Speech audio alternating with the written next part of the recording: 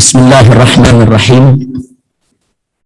Pledoi menegakkan keadilan dan melawan kezaliman, kriminalisasi cinta dan kerinduan umat, via pidanalisasi pelanggaran prokes menjadi kejahatan prokes, balas dendam politik via operasi penghakiman dan penghukuman.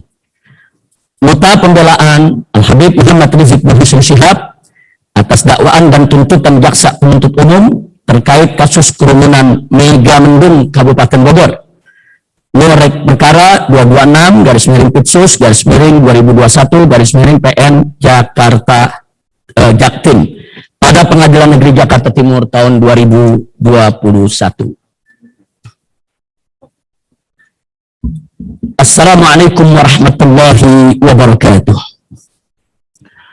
Bismillahirrahmanirrahim.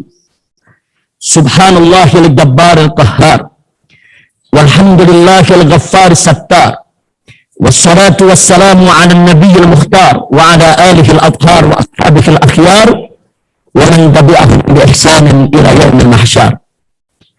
Kepada yang mulia majelis hakim, kepada yang tercinta seluruh penasehat hukum, kepada yang terhormat semua jaksa penuntut umum, kepada yang istimewa segenap pecinta keadilan dimanapun berada.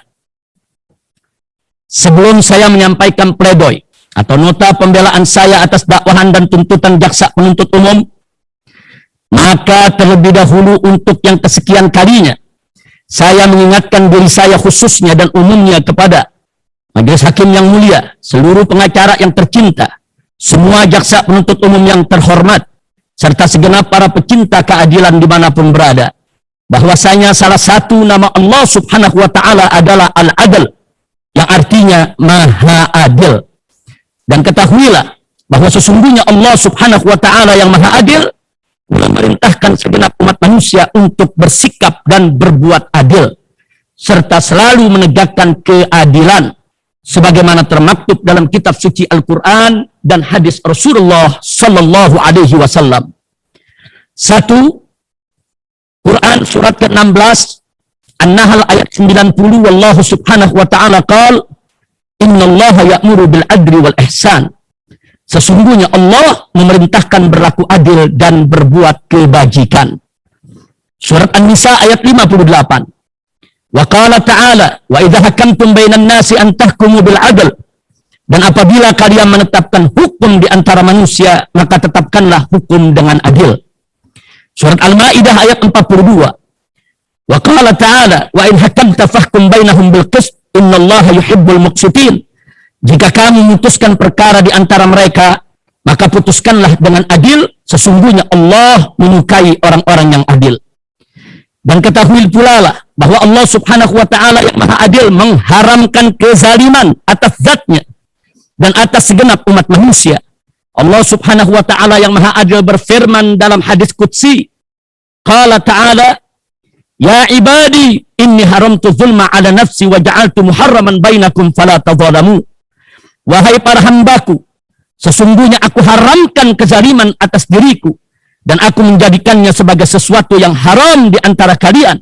Karenanya janganlah kalian saling menzalimi. Lalu Rasulullah sallallahu alaihi wasallam menegaskan dalam hadisnya, qala an-nabi sallallahu alaihi wasallam atau kama qala an-nabi sallallahu alaihi wasallam, ittaqudz zulma fa inna dzulma dzulumatun yaumal qiyamah. Takutlah kalian berbuat kezaliman, karena kezaliman itu merupakan aneka kegelapan di hari kiamat. Hati-hati wahai semua saudaraku tercinta. Allah Subhanahu wa Ta'ala tidak tuli dan tidak buta. Allah Subhanahu wa Ta'ala Maha mendengar lagi Maha melihat. Dan Allah Subhanahu wa Ta'ala tidak akan pernah lalai dari manusia yang zalim. Di dunia ataupun di akhirat, Allah Subhanahu wa Ta'ala pasti akan membalas segala kezaliman.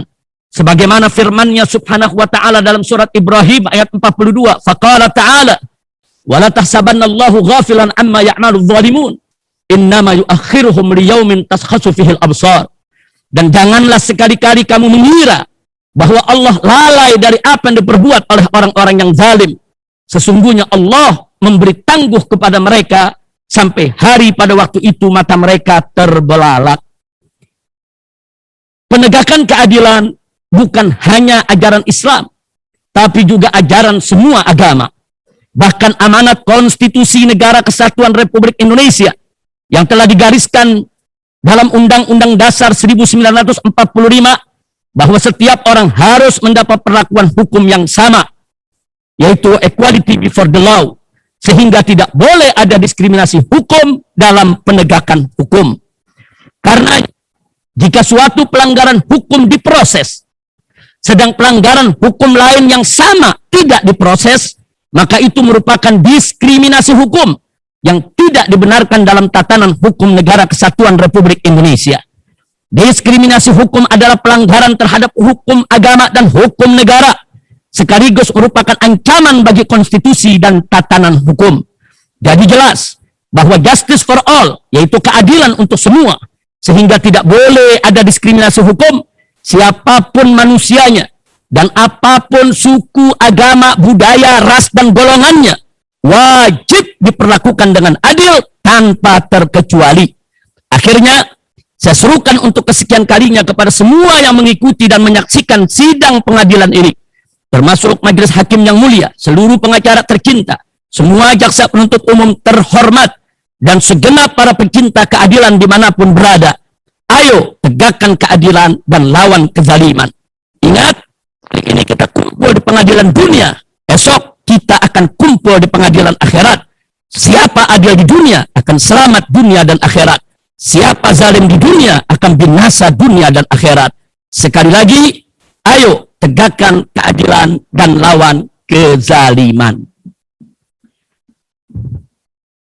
Kepada yang mulia majelis hakim, kepada yang tercinta seluruh penasehat hukum, kepada yang terhormat semua jaksa, kepada yang istimewa segenap pecinta keadilan dimanapun berada. Bab 1, pendahuluan. Setelah saya mengikuti proses hukum yang sangat melelahkan ini, mulai dari panggilan polisi dan penangkapan serta penahanan, hingga digelarnya persidangan sampai pembacaan pledoi pada hari ini, saya semakin percaya dan yakin bahwa ini adalah kasus politik yang dikemas, sehingga hukum hanya menjadi alat legalisasi dan justifikasi untuk memenuhi dendam politik oligarki terhadap saya dan kawan-kawan.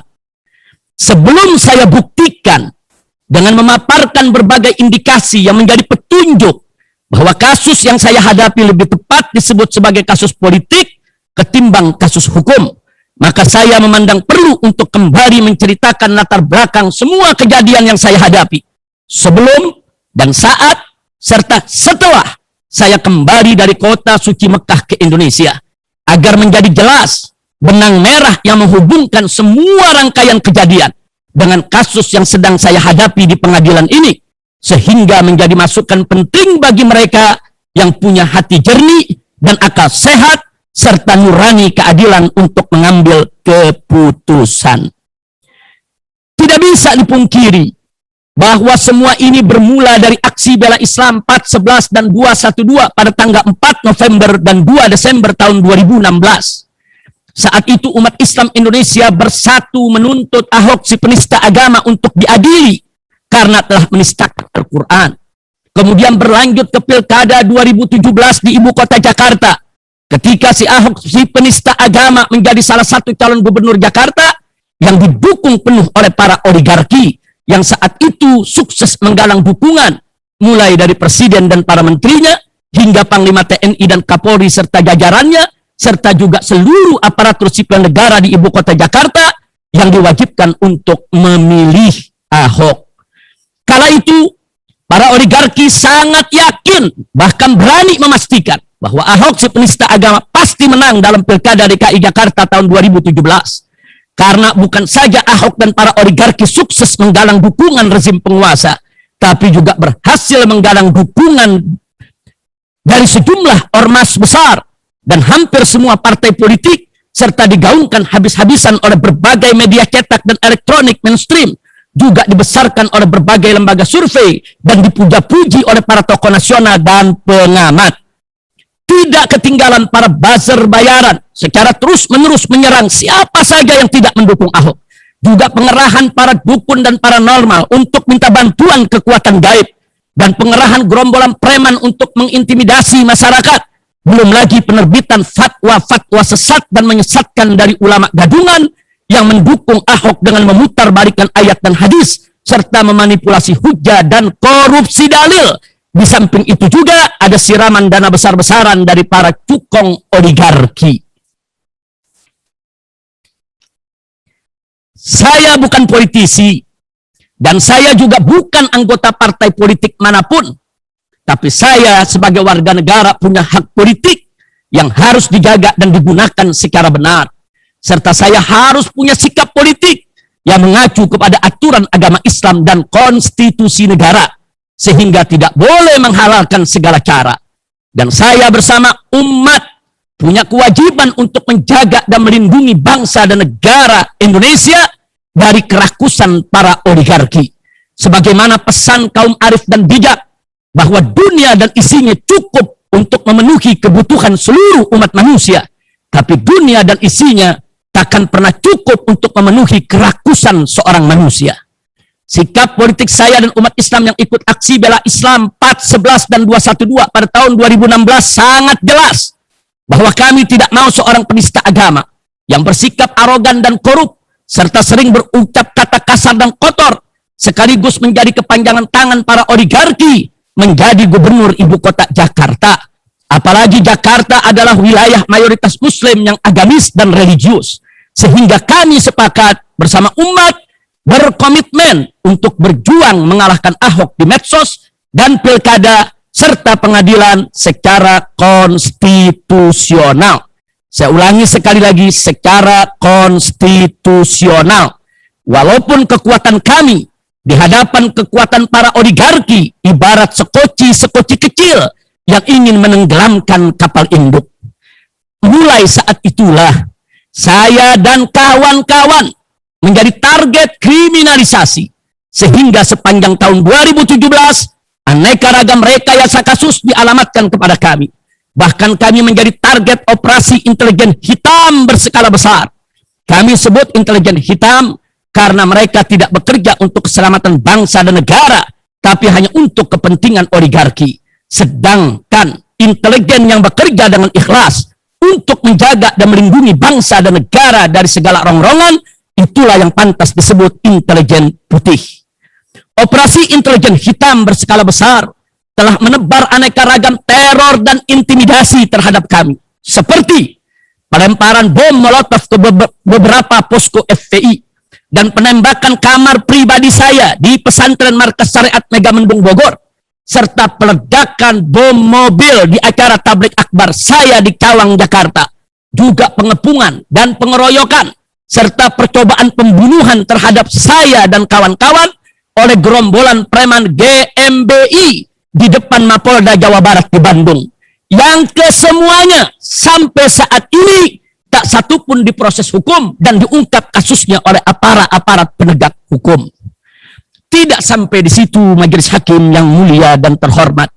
Operasi intelijen hitam juga membangun kolaborasi dengan berbagai industri medsos untuk membunuh karakter saya dan FPI secara habis-habisan.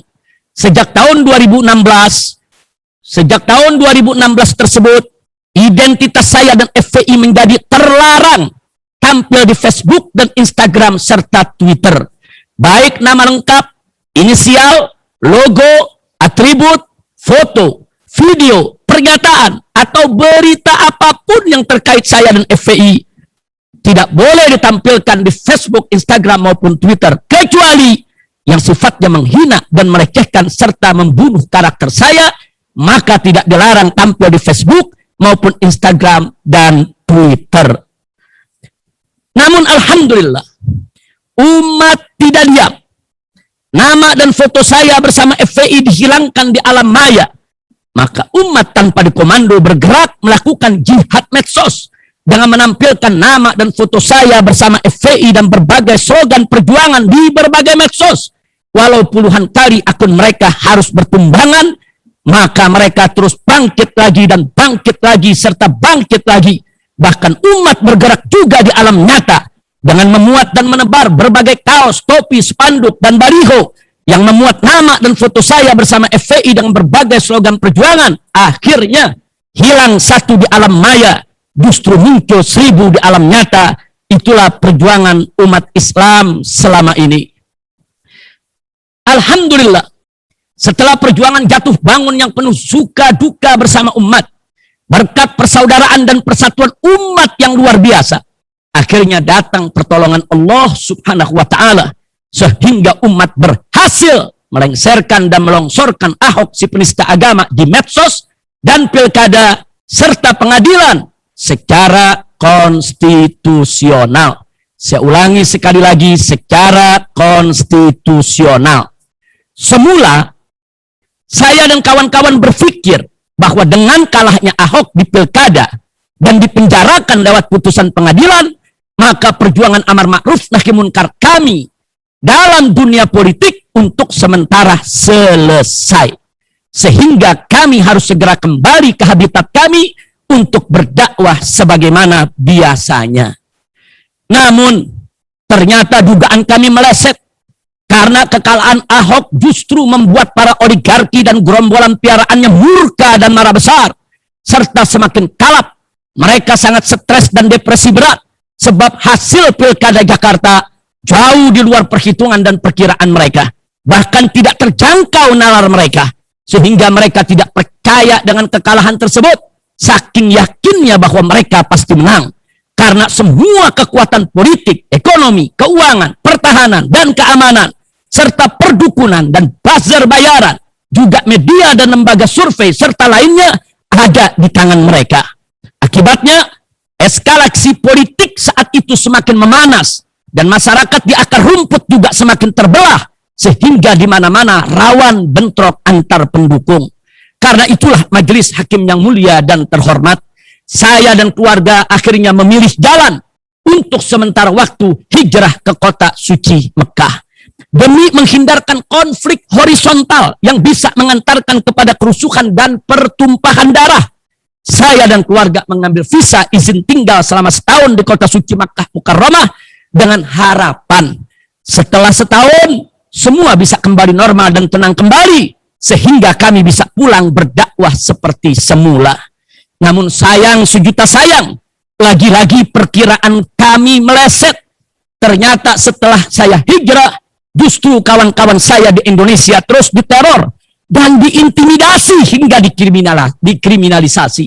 Bahkan majelis hakim yang mulia, terjadi upaya percobaan pembunuhan terhadap saksi ahli IT, alumni ITB yang membela saya dan siap menjadi saksi ahli saya di pengadilan dengan ditusuk-tusuk di jalan tol di hadapan istrinya.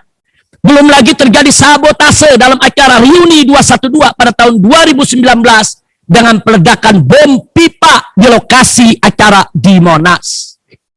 Lagi-lagi soal bom pipa ini sampai saat ini belum diungkap oleh aparat penegak hukum.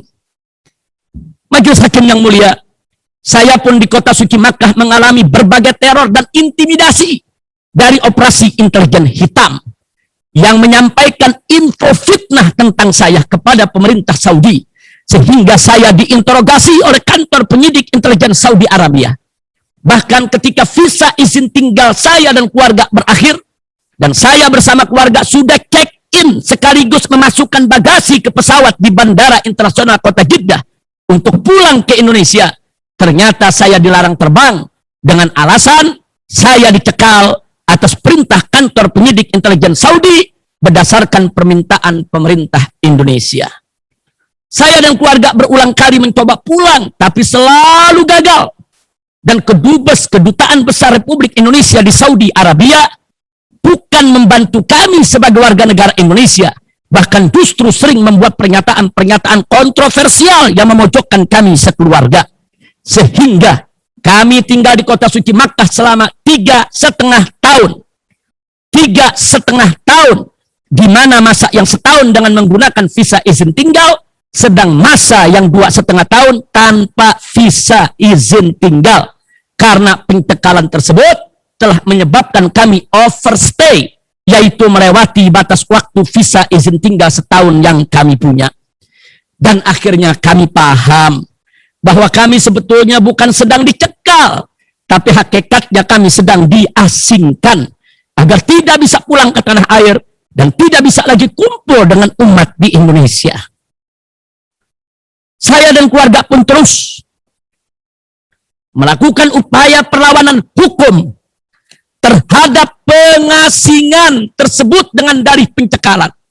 Walaupun berkali-kali gagal, tetap saya berusaha walaupun berkali-kali gagal. Para oligarki menggerakkan gerombolan piaraannya dari semua kalangan untuk membuat pernyataan, baik secara eksplisit maupun implisit, untuk tebar ancaman menakut-nakuti bahwa kalau saya pulang akan ditangkap dan akan ditahan. Dan berbagai pernyataan tersebut diviralkan oleh para buzzer bayaran. Namun saya dan keluarga tetap bertekad harus pulang.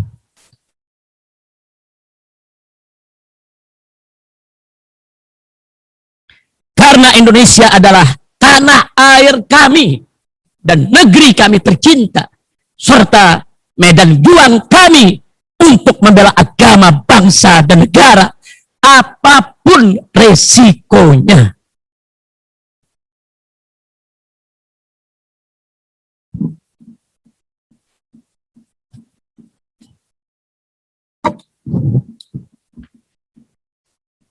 Dan selama pengasingan di kota suci Makkah, Majelis Hakim yang mulia, kami sekeluarga juga terus diteror oleh operasi intelijen hitam. Seperti ada orang yang mengaku sebagai petugas keamanan Saudi mendatangi rumah kami dan menuduh kami membuat igomah palsu, yaitu semacam KTP palsu di kota Mekah. Dan saya juga pernah ditangkap polisi di tengah jalan tanpa sebab yang jelas di hadapan istri dan putri-putri saya. Serta puncaknya ada pemasangan bendera hitam ISIS. Bendera hitam ISIS di dinding luar rumah tinggal kami di kota suci Makkah.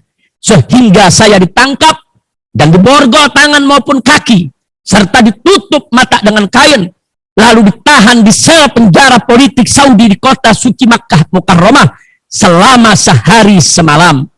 Namun kemudian saya dilepas.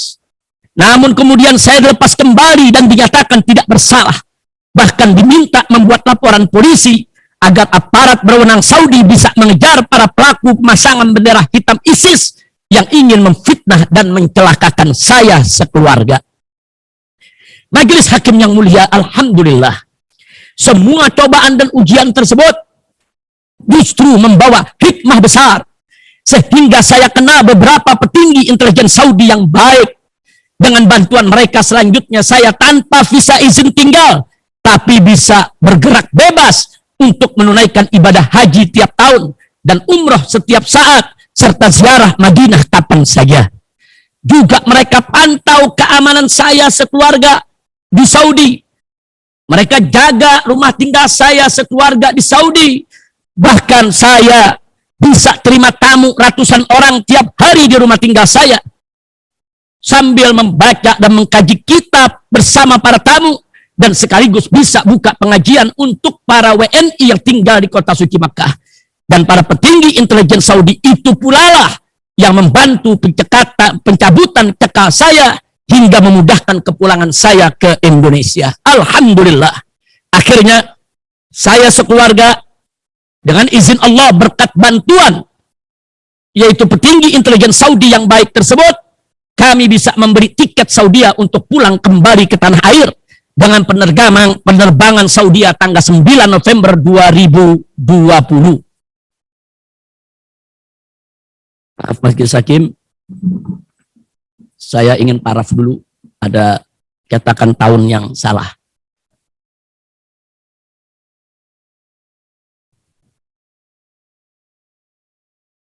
Akhirnya saya sekeluarga bisa membeli tiket Saudia untuk pulang kembali ke tanah air dengan penerbangan Saudia tanggal 9 November tahun 2020. Namun beberapa hari sebelum hari hak kepulangan, nama saya dan keluarga sempat hilang 2 kali dari komputer pembelian tiket Saudia akibat operasi intelijen hitam yang berusaha menggagalkan kepulangan saya sekeluarga.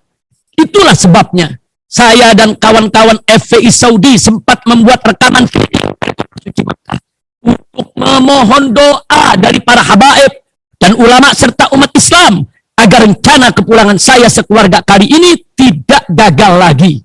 Rekaman video tersebut untuk memohon doa, bukan untuk mengundang kerumunan atau menghasut umat untuk langgar prokes sebagaimana tuduhan jaksa penuntut umum yang penuh syahwat pemindanaan terhadap saya.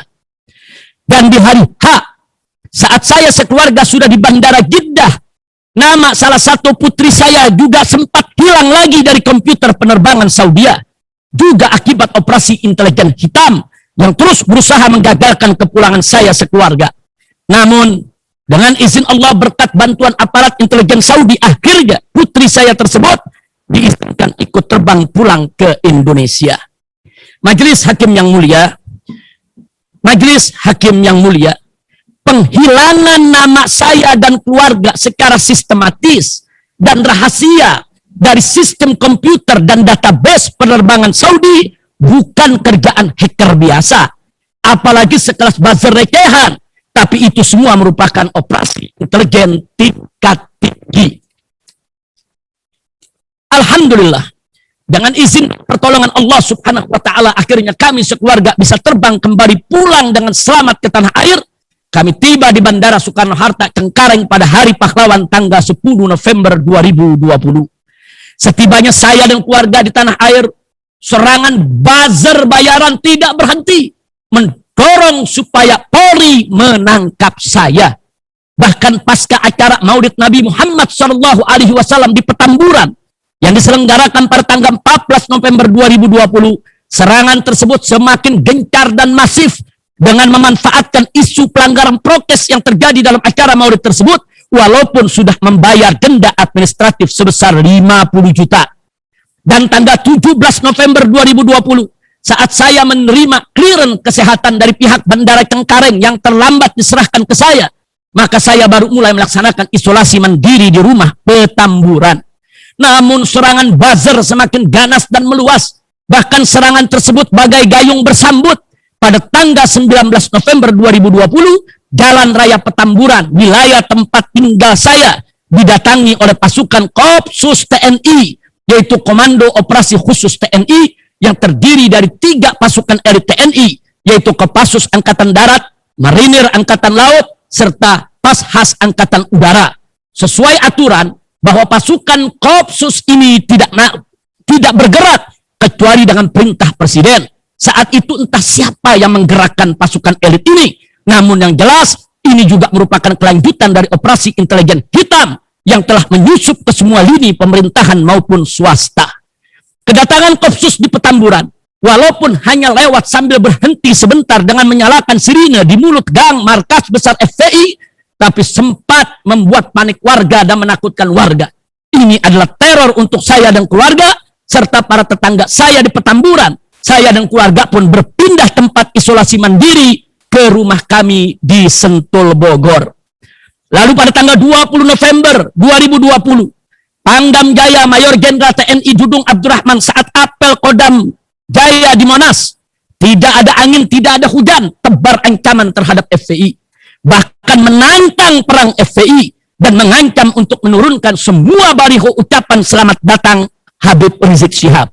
Padahal FPI bukan milisi bersenjata, melainkan ormas keagamaan yang banyak bergerak di bidang dakwah dan kemanusiaan. Bahkan di berbagai daerah, FPI sering turun bareng dengan TNI dan Polri dalam menanggulangi bencana alam. Semestinya tantangan semacam itu diarahkan Pangdam Jaya kepada para teroris separatis di Papua yang sedang merongrong NKRI dan membunuhi aparat dan warga sipil, bukan kepada FPI yang berisi ulama dan santri yang setia kepada NKRI dan Pancasila. Namun mungkin Pangdam Jaya tidak punya nyali, sehingga kelasnya memang hanya setingkat memerangi baliho saja. Wallahu a'lam.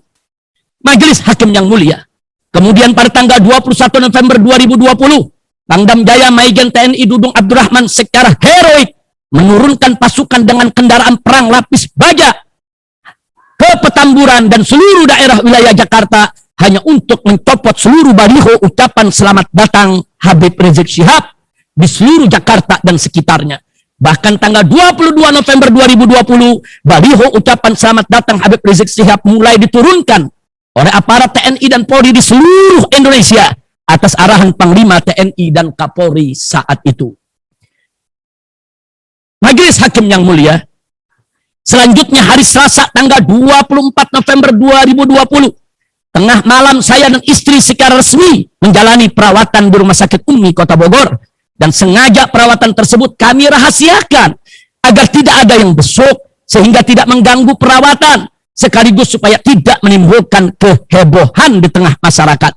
Namun lagi-lagi operasi intelijen hitam membongkar perawatan saya di Rumah Sakit Umi tersebut, dan para buzzer pun menebar berbagai hoax dengan menyebut saya kritis dan sekarat, bahkan mati akibat COVID.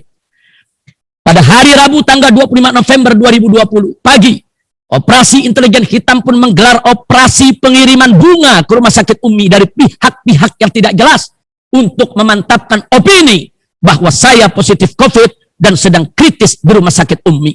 Ditambah lagi pada hari Kamis tanggal 26 November 2020, di malam hari, Wali Kota Bogor Bima Arya mendatangi Rumah Sakit Umi bersama Satgas COVID-nya dan koar-koar di media, sehingga banyak kerabat dan sahabat panik dan resah, lalu menanyakan kondisi saya dan istri melalui keluarga kami. Itulah sebabnya pada malam hari itu juga, yaitu Kamis tanggal 25 November 2020, menantu kami Habib Muhammad Hanif Alatas atas permintaan para habaib dan tokoh membuat rekaman video untuk kerabat dan sahabat dalam rangka meredam fitnah dan hoax tersebut, sehingga kerabat dan sahabat pun yang semula resah menjadi tenang. Dalam video tersebut disampaikan bahwa saya baik-baik saja dan masih dalam perawatan, serta meminta doa dari semua pihak karena memang kondisi saya saat masuk rumah sakit stabil berdasarkan pemeriksaan dokter dan hasil laboratorium yang semakin hari semakin membaik, serta juga belum ada hasil tes PCR yang menyatakan saya positif COVID. Di samping saya merasa segar dan sehat. Begitu juga pihak Rumah Sakit Umi melalui Direktur Utamanya Dr. Andi Tatat langsung mengklarifikasi segala berita hoax tentang saya untuk menenangkan masyarakat sekaligus menjaga ketenangan kerja Rumah Sakit Umi. Jadi, Majelis Hakim yang mulia, berita hoax dan koar-koar Wali Kota Bogor Bima Arya secara konkret telah menyebabkan kepanikan dan keresahan masyarakat. Sedang rekaman video Habib Hanif Alatas dan Dr. Andi Tatat justru sebaliknya, yaitu telah berhasil menenangkan dan menyejukkan masyarakat. Selanjutnya, pada hari Jumat tanggal 27 November 2020 di siang hari, saya melakukan tes PCR bersama tim Mercy di Rumah Sakit Umi tanpa didampingi Satgas COVID Kota Bogor karena mereka tidak datang sesuai jadwal yang telah ditetapkan. Di malam harinya kembali Wali Kota Bogor Bima Arya bersama kasbat COVID-nya mendatangi Rumah Sakit Umi untuk meminta rekam medis saya dan memaksa hasil tes PCR ulang, serta kembali keluar-keluar di media sambil tebar ancaman. Padahal Satgas COVID tidak berhak mengambil rekam medis pasien karena rekam medis pasien secara online sudah tersambung dengan Dinkes Kota Bogor dan Kemenkes RI, serta tiap hari terlaporkan secara real time. Selain itu, Satgas COVID tidak berhak melakukan tes PCR. Yang berhak adalah Dinas Kesehatan, bukan Satgas COVID, apalagi melakukan tes PCR ulang kepada orang yang baru dites PCR. Majelis Hakim yang mulia, pada hari Sabtu tanggal 28 November 2020, pagi dini hari, sekitar pukul 2 WIB, Wali Kota Bogor setelah berunding dengan tim Satgas, di dalamnya ada Kapolres Kota Bogor, langsung menugaskan Ketua Satgas PP Kota Bogor untuk melaporkan Rumah Sakit Umi dengan tuduhan berbohong dan menyebabkan keonaran serta menghalang-halangi Satgas COVID dalam melaksanakan tugas. Padahal sudah ada kesepakatan antara Wali Kota Bogor dan Rumah Sakit Umi untuk menunggu hasil tes PCR saya. Tapi hanya beberapa jam dari kesepakatan, tiba-tiba Wali Kota Bogor berubah pikiran setelah rapat dengan Kapolres Kota Bogor bersama tim Satgas COVID. Perubahan sikap drastis dari Wali Kota Bogor Bima Arya yang begitu cepat dari hari Kamis tanggal 26 November 2020 di malam hari Bima Arya datang ke Rumah Sakit Umi, dan hari Jumat tanggal 27 November juga malam hari buat kesepakatan dengan Rumah Sakit Umi untuk menunggu hasil tes PCR. Lalu hari Sabtu tanggal 28 November pagi dini hari sekitar pukul 2 pagi sudah buat laporan polisi terhadap Rumah Sakit Umi terkait perawatan saya di sana. Maka patut diduga ini juga merupakan bagian dari operasi intelijen hitam yang terus mengejar dan mengganggu saya selama ini. Sampai sedang sakit pun mereka tidak lepaskan untuk terus diteror dan diintimidasi. Akhirnya, akibat teror dan intimidasi tersebut, malam hari itu juga, yaitu hari Sabtu tanggal 28 November 2020, saya mohon izin ke Rumah Sakit Umi untuk pulang dan melanjutkan perawatan isolasi mandiri di rumah dengan pertimbangan, satu, bahwa berdasarkan hasil tes laboratorium kondisi saya semakin hari semakin baik dari sejak masuk Rumah Sakit Umi. Dua, bahwa saya punya tim medis pribadi dari tim Mercy yang sangat berpengalaman dan akan melanjutkan pendampingan dan pemeriksaan kesehatan dalam isolasi mandiri di rumah. Tiga, bahwa teror dan intimidasi dari Wali Kota Bogor Bima Arya yang terus-menerus sangat mengganggu perawatan saya sekaligus merusak ketenangan Rumah Sakit Umi. Empat, bahwa operasi berita hoax dari buzzer dan operasi pengiriman bunga dari pihak yang tidak jelas ke Rumah Sakit Umi juga sangat mengganggu rumah sakit berikut pasien dan dokternya. Lima, bahwa Wali Kota Bogor melaporkan Rumah Sakit Umi ke polisi yang saya semakin tidak enak hati terhadap Rumah Sakit Umi yang sudah banyak membantu saya dalam perawatan tapi justru dikriminalisasi. Majelis Hakim yang mulia dan terhormat, sebelum saya keluar dari Rumah Sakit Umi ada dua hal yang saya lakukan. Satu, membuat surat pernyataan melarang mempublikasikan hasil tes laboratorium maupun hasil tes swab dan PCR tanpa izin saya, kecuali laporan yang sebagaimana mestinya, seperti pengiriman sampel dan laporan real time ke Dinkes Kota Bogor maupun Kemenkes RI. Dua, membuat rekaman testimoni untuk Rumah Sakit Umi sebagai tanda terima kasih saya atas kerja keras para tenaga medis Rumah Sakit Umi dalam perawatan saya, sehingga saya merasa sehat walafiat. Hasil tes PCR baru saya dapatkan secara tertulis hari Senin tanggal 30 November 2020, karena tes PCR dilaksanakan hari Jumat, sementara hari Sabtu dan Ahad yaitu tanggal 28-29 November merupakan hari libur. Hasil tes PCR tersebut menyatakan bahwa saya positif COVID, sehingga atas arahan tim Mercy maka saya wajib melanjutkan isolasi mandiri di bawah sembuh. Saya juga dapat penjelasan bahwa kondisi COVID saya sudah ke arah membaik atau tidak lagi berbahaya, sehingga jika saya tetap konsisten ikut arahan dokter di tim medis, maka akan lebih cepat sembuh insya Allah. Dan kenyataannya memang seperti itu. Setelah saya ikuti semua arahan tim Mercy, semua arahan tim medis, dengan izin Allah subhanahu wa ta'ala, saya sembuh total dalam waktu relatif singkat dari penyakit COVID. Alhamdulillah. Oleh karena saya masih dalam masa isolasi mandiri Majelis Hakim, pada hari Selasa tanggal 1 Desember 2020, saya tidak bisa memenuhi panggilan pertama Polda Metro Jaya untuk pemeriksaan sebagai saksi kasus pelanggaran prokes dalam kerumunan Maulid Nabi Muhammad SAW di Petamburan. Pada hari Rabu 2 Desember 2020 dari rumah secara online, saya mengikuti dialog webinar nasional bersama puluhan tokoh nasional yang disiarkan ke seluruh Indonesia via streaming. Saat dialog tersebut, untuk kesekian kali saya mohon maaf atas kerumunan bandara dan kerumunan Petamburan serta kerumunan Mega Mendung, dan juga mengumumkan kembali secara nasional bahwa seluruh jadwal safari dakwah saya keliling Indonesia dibatalkan agar tidak terulang terjadi kerumunan kembali. Majelis Hakim yang mulia, entah kenapa pada hari Kamis tanggal 3 Desember 2020, Kapolri Jenderal Polisi sumber ancaman keras saya dan FPI. Lalu esoknya hari Jumat tanggal 4 Desember 2020, Kapolda Metro Jaya Irjen Polisi Fadil Imron juga ancam sikat saya dan FPI. Lalu pada hari yang sama, 3 anggota BIN, Badan Intelijen Negara, yang sedang melakukan penyusupan dan pengintaian di pesantren kami, Markas Syariat Mega Mendung Bogor, dengan menggunakan drone, tertangkap oleh petugas pos penjagaan pesantren. Dan setelah diperiksa secara baik-baik, kemudian diketahui melalui kartu identitasnya bahwa mereka bertiga adalah anggota BIN, anggota Badan Intelijen Negara, maka dilepas dan dibebaskan secara terhormat karena mereka adalah petugas negara. Pada hari Sabtu tanggal 5 Desember 2020, saya dan keluarga beserta penjaga rumah Sentul saat melaksanakan isolasi mandiri melihat ada drone mondar-mandir di sekitar rumah tinggal kami di Sentul, Bogor. Drone yang terbang itu, Majelis Hakim yang mulia. Nah kemudian, dan ada laporan dari penjaga rumah bahwa di depan perumahan Mutiara Sentul ada beberapa mobil asing yang mencurigakan selalu standby selama 24 jam untuk memperhatikan siapa saja yang keluar dari komplek perumahan kami. Karenanya kami memutuskan untuk melanjutkan isolasi mandiri di tempat peristirahatan di luar kota, yaitu di suatu tempat di daerah Kerawang yang asri, alami, dan segar, jauh dari pengawasan dan pengintaian pihak manapun. Juga tidak diketahui kerabat maupun sahabat, agar tidak ada tamu yang mengganggu, sekaligus bisa gelar pengajian khusus sekeluarga tiap hari selama isolasi. Pada hari Ahad tanggal 6 Desember sekitar jam 22, kami sekeluarga berangkat dari rumah kami di Sentul, Bogor menuju tempat peristirahatan di Kerawang.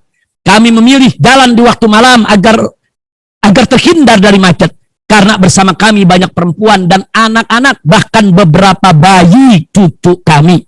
Ternyata beberapa mobil asing mencurigakan yang selama ini standby depan komplek perumahan kami mulai mengikuti dan menguntit rombongan kami. Dan secara mengejutkan di tengah tol Kerawang, kami dikejar dan dipepet hingga keluar tol Kerawang Timur, namun berhasil dihalau dan dihalangi oleh para pengawal kami dari Laskar FPI, sehingga saya dan keluarga selamat dari kejaran mereka. Sampai pagi dini hari jam 00.30 Senin 7 Desember 2020, Laskar pengawal kami terus dikejar dan diserang serta ditembaki secara brutal oleh gerombolan orang tak dikenal OTK tersebut. Saya dan keluarga selamat, tapi 6 Laskar FPI pengawal kami diculik dan akhirnya mereka dibawa masuk kembali ke dalam tol Kerawang, lalu dibawa ke kilometer 50. Selanjutnya digiring ke suatu tempat untuk disiksa dengan sadis dan dibunuh secara kejam dan biadab. Semoga Allah Subhanahu wa ta'ala menjadikan mereka sebagai syuhada dan masukkan mereka ke dalam surganya. Allahumma gfir lahum magfiratan jami'ah warhamhum rahmatan wasi'ah wa adkhilhum jannatal firdausil a'lah birahmatika ya arhamar rahimin. Dan semoga Allah Subhanahu wa ta'ala menghancurkan sehancur-hancurnya para pelaku pembantaian 6 syuhada pengawal kami dan yang memerintahkannya, serta para aktor intelektualnya, juga yang merestuinya, dan semua yang terlibat dalam pembantaian sadis dan brutal tersebut secara langsung maupun tidak langsung. Allahumma dammirhum tadmira waqtulhum badada wala tughadhir minhum ahada ya qawi ya matin ya muntaqim amin ya rabbal alamin. Majelis hakim yang mulia,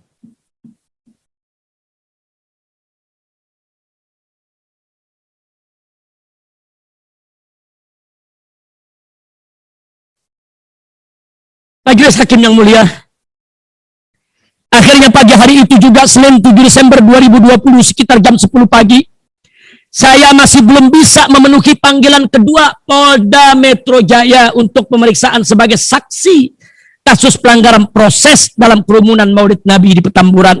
Karena saya masih harus istirahat pemulihan kesehatan di luar kota, apalagi di pagi dini hari tersebut saya dan keluarga baru saja mendapatkan serangan brutal dari gerombolan orang tak dikenal yang menembaki rombongan kami dan menculik 6 pengawal kami serta membunuhnya.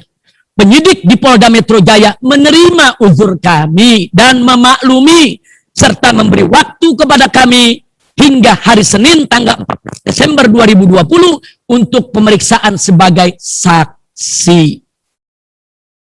Namun tragisnya majelis hakim yang mulia, masih di hari yang sama Senin 7 Desember 2020 sekitar jam 12 siang, Kapolda Metro Jaya Irjen Polisi Fadil Imran dan Pangdam Jaya Maijen TNI Dudung Abdurrahman secara mengejutkan gelar siaran pers yang mengakui bahwa yang mengintai dan menguntit saya dari Sentul hingga tol Kerawang adalah anggota Polda Metro Jaya, dan mengakui juga bahwa mereka yang membunuh 6 Laskar FPI yang mengawal saya dan keluarga. Bagi saya sekeluarga, pengakuan Kapolda Metro Jaya tersebut merupakan pertolongan Allah Subhanahu wa ta'ala yang luar biasa. Karena tanpa pengakuan tersebut, maka saya dan keluarga tidak akan pernah tahu siapa pengintai dan penguntit serta pengganggu kami di jalan tol Kerawang. Dan kami tidak akan pernah tahu pula siapa yang menculik dan menyiksa serta membantai 6 Laskar pengawal kami secara sadis dan biadab. Alhamdulillahilladzi kashafa sirral a'da hatta na'lama man qatala syuhada. Allahumma mazzikil a'da kulla mumazzak mazzaktahu a'da'aka intisaran li anbiya'ik wa rusulik wa awliya'ik ya rabbal alamin. Majelis Hakim yang mulia, selanjutnya pada hari Rabu tanggal 9 Desember 2020, Polda Metro Jaya langsung mengumumkan di berbagai media cetak maupun elektronik bahwa saya sebagai tersangka kasus pelanggaran prokes dalam kerumunan Maulid Nabi di Petamburan. Padahal sampai saat itu saya belum pernah diperiksa sebagai saksi. Bahkan sebelumnya justru sudah ada kesepakatan dengan Polda Metro Jaya bahwa saya akan jalani pemeriksaan sebagai saksi pada hari Senin 14 Desember 2020 sebagai saksi kasus pelanggaran prokes di Petamburan. Lalu hari Kamis tanggal 10 Desember 2020, Polda Metro Jaya mengancam akan jemput paksa saya. Dan hari Jumat 11 Desember 2020, saya mengirim penasehat hukum ke penyidik Polda Metro Jaya untuk menanyakan kejelasan berita. Akhirnya hari Sabtu tanggal 12 Desember 2020, saya didampingi pengacara mendatangi Polda Metro Jaya secara sukarela untuk menjalankan pemeriksaan. Tapi saya langsung ditangkap dan ditahan hingga saat ini. Selama saya ditahan di rutan Polda Metro Jaya, saya pun langsung dijadikan lagi sebagai tersangka dalam kasus kerumunan Mega Mendung Kabupaten Bogor dan kasus tes swab Rumah Sakit Umi Kota Bogor. Sehingga saat ini saya diadili di Pengadilan Negeri Jakarta Timur sebagai terdakwa dalam 3 kasus pelanggaran prokes, yaitu kerumunan Maulid Nabi Shallallahu Alaihi Wasallam di Petamburan dan kerumunan spontan masyarakat Mega Mendung Kabupaten Bogor serta tes swab Rumah Sakit Umi Kota Bogor. Majelis Hakim yang mulia, pada awal saya ditahan di rutan Polda Metro Jaya selama 1 bulan pertama. Saya diisolasi total sendirian dalam sel yang tiap hari digembok selama 24 jam. Tidak boleh dibesuk keluarga dan tidak boleh dijenguk tim dokter pribadi saya dari tim Mercy, serta tidak boleh ditengok oleh sesama tahanan walau sel bersebelahan. Bahkan petugas polisi gagak pun dilarang menyapa saya oleh atasan mereka di Polda Metro Jaya, kecuali saat sholat Jumat saja saya boleh keluar dari sel dan dikawal untuk ikut sholat Jumat bersama tahanan lain. Kasus saya hanya soal pelanggaran prokes, tapi diperlakukan seperti tahanan teroris.